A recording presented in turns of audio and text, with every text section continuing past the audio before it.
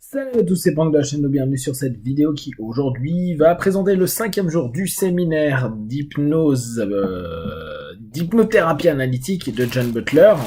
Je vous rappelle, vous pouvez trouver le bouquin de Barnett qui je pense sera plus important en termes de contenu que le cours que je viens de suivre. Vous avez pu avoir hier la vidéo avec Boopset et Fast Gym, et comme on vous disait, c'était pas gagné. Il y a eu pas mal de dérapages de la part de John, qui était vraiment pas clean. Et c'est amusant parce qu'aujourd'hui, alors Fast Gym est parti, il avait quelque chose à faire à Paris, et on s'est retrouvé à avoir un John qui avait changé un peu d'énergie, qui s'est rendu quand même compte qu'il avait fait pas mal de conneries, donc qui a tenté d'avoir une énergie qui était beaucoup plus positive et saine pendant toute la journée, et notamment avec Emeline. C'était assez amusant de voir ce changement. Par contre, en termes de contenu, toujours rien. Donc là, on finit demain, et autant vous dire que demain, à partir de midi, ça sera fini, ou en revenant de la pause déjeuner. J'ai pas trop compris, je continue à avoir cette notion-là, j'ai pas compris la différence entre l'hypnothérapie analytique et l'hypnose clinique, surtout que ce matin, il est revenu au premier point qu'il avait vu en début de semaine dont je vous ai parlé, où il faisait des étapes sur la thérapie, mais qu'on avait travaillé en hypnose clinique. Donc je vous les rappelle, il y a la découverte, l'intensification, un pont d'affect pour faire une régression, reprocesser ce qui est proposé avec des travails comme les dramas ou les scénarios, permettre une compréhension. Et là, il donnait des notions, les parents et leurs limites ou leurs responsabilités, pardonner ses parents, guérir notre propre peine, faire grandir l'enfant, rituels comme écrire une lettre, etc. Après l'intégration, la programmation, et après les tâches à faire par le partenaire. Donc il reliste ça, et en fait j'ai eu l'impression vraiment aujourd'hui que pendant 2 heures ou 1 heure et demie dans la matinée, il faisait que des listings. Après il est reparti à nous parler des unfinished business. Pourquoi? Bah on en avait déjà parlé, donc on voit toujours pas comment les analyser. En fait, c'est le mot analyse, je crois, qui déconne vraiment dans la formation. On n'a rien vu d'analytique, ce qui est un peu dommage. Donc après, il nous parle des archétypes, et puis et après, bah ça a été la pratique, et la pratique. Moi, je l'ai fait avec Emeline. Bah rien de spécial, on a pris un thème, j'ai tenté de travailler comme il le proposait. Lui il est passé 2 fois à nous voir. Vu qu'on n'a pas suivi un script qui voyait Emeline avec quelques émotions, etc., etc., il demandait à la fin, est-ce que vous avez travaillé sur quelque chose de réel, sinon elle joue vraiment bien la comédie, etc. Mais rien du tout. Donc ça fait que il y a une espèce de fin de matinée où tu te dis, bon bah il va pas se passer grand chose de la journée.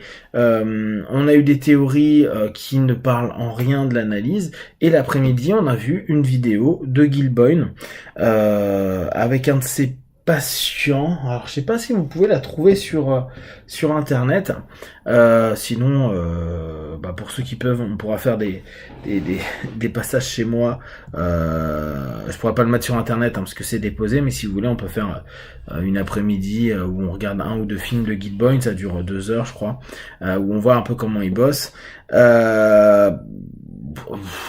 Celui-là, autant celui que j'avais vu et ceux que j'ai vu certains en février, puis un petit peu quand j'ai recherché après, et des DVD que j'avais vus, j'aimais bien à certains moments l'énergie de Gil Boyne. Là, il était mais en fait, on a l'impression que ça répondait au même descriptif que je vous disais hier, c'est-à-dire une hypnose matrix. Donc, je pense que je vais m'amuser à faire une série vidéo un petit peu avec les concepts d'hypnose matrix, dans le sens où il faut vraiment rentrer dans la matrice proposée par le praticien, qui l'impose, et qui, s'il y a des éléments qui surgissent, il va de toute façon décider que ce moment-là, c'est l'élément qui va travailler, et que le partenaire aura dit à demi-mot, ce qui fait que à ce moment-là, tu dis bah pourquoi en gros le partenaire parle si de toute façon on va retomber sur toutes les peurs qu'il veut y avoir, qui peut y avoir ou que veut avoir le praticien à ce moment-là. Ça fait des sessions qui sont un peu décousues. On a passé 3 heures à regarder 1 heure de vidéo, parce que c'était arrêté à chaque fois à nous dire ah bah là tu vois ah, il fait ça. Or il y a des moments où on se dit mais pourquoi il fait ça là? Et quand John expliquait, moi je m'interrogeais à me dire mais c'est pas cohérent, il aurait peut-être pu faire autre chose, pourquoi il a fait ça de cette façon-là? Ce qui est intéressant c'est que d'autres personnes se sont posé des questions parce que là on est sur un Gilboyne ultra directif. Pour les personnes qui n'aiment pas le directif, mais ils n'aiment pas du tout et qu'ils ont une image pourrie dessus, bah regardez Gilboyne et je pense que ça va rentrer dans toutes les notions qui vous font peur ou qui vous déplaisent dans l'hypnose. En tout cas sur certaines de ces séances, sur d'autres il est vraiment top, mais je vous redonnerai le nom de la séance. Sur ce gars-là, c'est pas du tout propre, c'est vraiment à l'ancienne avec des inductions très très fortes. Une imposition de la posture, il était constamment en train d'imposer, son partenaire était en train de reculer, il le mettait dans de la peur, il le mettait dans un état émotionnel qui était assez négatif. Alors, stratégiquement, pour ceux qui suivent un petit peu mes réflexions sur le TES, donc thérapie d'évitement de la douleur, on pourrait se dire, bon, pourquoi pas, je vais jouer sur une projection potentielle qu'il fait, donc pour que je puisse prendre le rôle par exemple du père là qui en l'occurrence était violent et le remettre dans la même situation pour que le transfert puisse éveiller quelque chose et jouer dessus. Sauf que c'est pas du tout ce que fait Gilboyne. Il garde en fait sa posture à lui et il veut imposer sa perception parce que l'autre est en résistance. Ce qui fait que ça fait une séance qui est très bizarre et où à la fin de la séance on a l'impression clairement que Gil a foiré ce qu'il voulait mettre en place parce que il a pas saisi les bonnes choses et les choses n'ont pas forcément fonctionné comme il souhaitait. Donc bon, ça c'était notre après-midi et ça fait cogiter, vraiment cogiter sur les anciennes façons de bosser. Moi j'aime bien tout ce qui est hypnose directive, là c'est hypnose très directive et je trouve que clairement c'est obsolète par rapport à ce qu'on peut faire aujourd'hui. On peut être provocatif, Gil essaye d'être provocatif à 2-3 moments, mais il n'y a pas de subtilité comme on pourrait retrouver, et Dieu sait que je suis pas un fan de Bendler, mais il y a quand même des moments quand il joue à ce niveau-là, il est extraordinaire.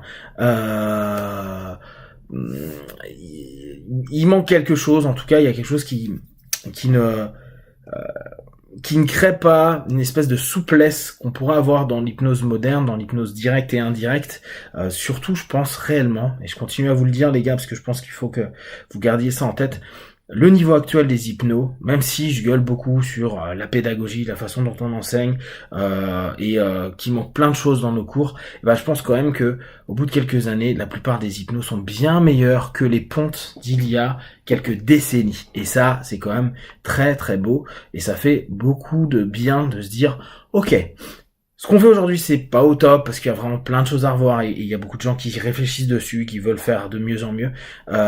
Mais clairement, nos jeunes praticiens, avec quelques années d'expérience, ont une subtilité, une vision, une compréhension, une adaptation qui est bien supérieure à ce que font maintenant les anciens. Et là, moi qui depuis 2-3 ans fait le tour du monde pour voir les anciens, comment ils bossaient, je commence à me dire, ils sont dépassés. Et qu'il faut vraiment qu'une nouvelle génération se mette en place avec peut-être une autre façon de voir l'hypnose, ou la même, mais plus subtile, etc. Voilà.